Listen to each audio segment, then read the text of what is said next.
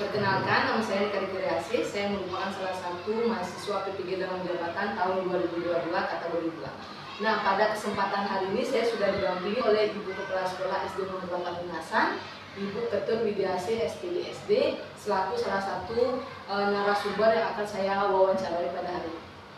Selamat pagi, Ibu. Ya, pagi, Bu. Sehat? Sehat, Ibu. Ibu, bagaimana kabarnya hari ini? Ya, baik. Ibu, pada kesempatan hari ini saya ingin mengajukan beberapa pertanyaan mengenai identifikasi permasalahan yang sudah analisis sebelumnya tentang proses pembelajaran yang sudah berlangsung. Kira-kira Ibu berkenan untuk yang wawancarai? Ya. Kalau gitu langsung saja nih Bu nih. Ya.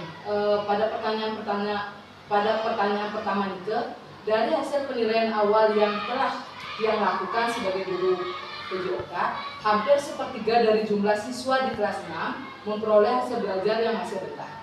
Nah, berdasarkan pengamatan Ibu selaku kepala sekolah, apa kira-kira yang menyebabkan perolehan hasil belajar peserta didik di kelas 6 tersebut masih rendah? Berarti permasalahannya sepertiga hasil belajar siswa rendah ya. Berarti kalau hasil belajar rendah itu ada beberapa hal yang mempengaruhi, dan selama ini kami sebagai kepala sekolah sudah melakukan supervisi akademik. Mungkin nanti dari segi siswa, minat belajar siswa rendah. Minat belajar siswa rendah itu bisa disebabkan oleh motivasi belajarnya, dan juga sebagai guru harus pintar kita memotivasi siswa agar siswa termotivasi untuk belajar. Yang kedua, bisa dari segi guru itu sendiri, misalnya guru dalam mengajar menggunakan model pembelajaran yang monoton, misalnya ceramah saja.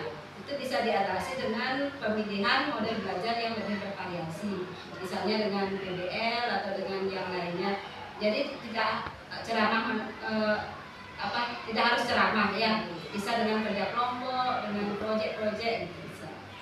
Ya, saya kira itu. Pertanyaan yang kedua, Ibu. Nah, tadi Ibu sudah menyampaikan beberapa penyebab-penyebab dari rendahnya hasil belajar siswa. Nah, kira-kira bagaimana solusi yang perlu saya lakukan selaku guru untuk meningkatkan hasil belajar siswa agar menjadi lebih meningkat menurut Ibu? Ya, jadi guru itu sebagai salah satu sumber belajar. Di samping sekarang kan banyak selain sumber belajar dari guru juga dari media-media internet. Jadi guru harus selalu menyadari dirinya sebagai generasi pembelajar. Jadi kita harus sebagai guru itu harus siap mengupgrade pengetahuan kita. Misalnya yang sekarang kan ada kurikulum merdeka, gitu. Kita harus siap belajar melalui platform-platform pembelajaran yang telah disediakan oleh pemerintah maupun swasta. Jadi kita harus selalu siap belajar agar kita bisa membuat pembaharuan untuk pembelajaran kepada siswa-siswa. Kita lanjut nih Bu ke permasalahan yang ketiga. Menurut Ibu selaku kepala sekolah, bagaimana sekarang kita masuk ke literasi ya Bu? Ya. Bagaimana tingkat partisipasi siswa dalam kegiatan literasi di sekolah ini kira-kira? Kalau menurut yang amati, pembelajaran literasi kita masih sangat rendah. Itu buktinya kita di raport mutu pendidikan kemarin, kita di proses literasi masih dalam proses harus berkembang, masih dalam tahap berkembang. Makanya di pembelajaran ini kita selaku kepala sekolah membuat kegiatan literasi melalui program Gelisku, Gerakan Literasi Putus Lunasan, di mana salah satunya adalah setiap pagi siswa membaca 10 menit sebelum belajar, dan setelah itu mengisi jurnal literasi. Dan ini kita lakukan rutin setiap hari. Mudah-mudahan dengan adanya gerakan ini, literasi di SD 8 Lunasan akan lebih meningkat. Selanjutnya Ibu, nah dari permasalahan yang sudah tadi Ibu sampaikan kira-kira apa yang menyebabkan minat membaca siswa itu kurang? Minat baca siswa kurang karena salah satunya mungkin ada bacaan-bacaan yang kurang menarik. Saya amati di perpustakaan kita itu banyak bahan bacaan, tetapi saya rasa untuk tingkat sekolah dasar, apalagi di kelas 1 itu bahan bacaannya terlalu berat. Jadi tantangan bagi kita pihak sekolah untuk menyediakan bahan bacaan yang lebih menarik bagi siswa, misalnya banyak gambar atau bagaimana. Terus nanti untuk upayanya agar siswa lebih termotivasi lagi, kita akan rancang suatu lomba-lomba yang bisa berkaitan dengan literasi, misalnya cipta baca puisi atau membuat sinopsis dari buku-buku yang nanti kita rancang ya dalam program sekolah. Itu sudah literasi. Itu kan Ibu cukup. Sekarang kita lanjutkan ke model pembelajaran, Bu. Nah, dari hasil penilaian kinerja guru yang telah Ibu lakukan sebelumnya, menurut Ibu, apakah saya sudah menerapkan pembelajaran yang inovatif? Menurut Ibu?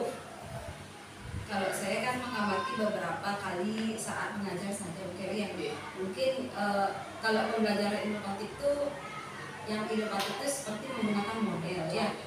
Karena saya amati Bu Keri itu masih dalam mengajar itu di lapangan, ya.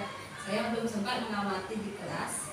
Kalau di lapangan saya rasa sudah, karena siswa itu sudah diajak untuk berinteraksi secara langsung. Nanti untuk model pembelajaran di kelas nanti saya akan amati lebih lanjut. Ya. Pertanyaan selanjutnya Ibu apa yang menjadi penyebab guru belum mampu untuk menerapkan model-model pembelajaran?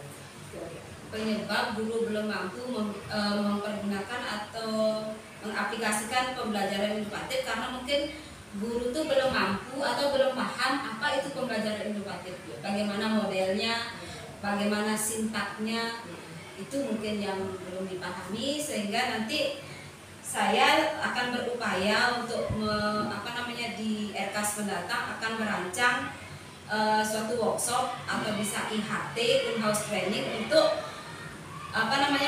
memecahkan persoalan seperti ini, biar guru kemampuannya meningkat dalam kemampuan mengajar secara inovatif. Ya. Nah, selanjutnya Ibu, berdasarkan pengalaman Ibu berinteraksi dengan siswa, apakah mereka telah memiliki kemampuan berpikir tingkat tinggi?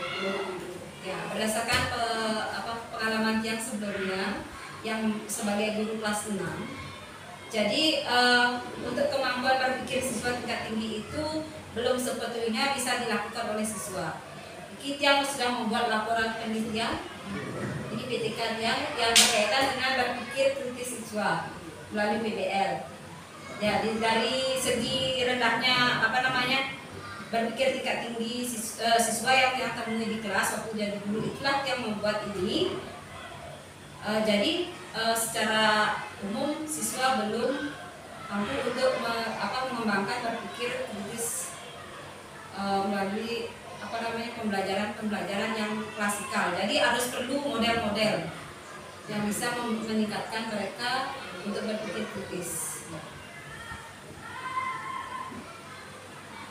Selanjutnya Ibu, apa yang menjadi penyebab siswa belum mampu untuk memberikan respon terhadap permasalahan yang memerlukan keterampilan berpikir tingkat tinggi, kira-kira?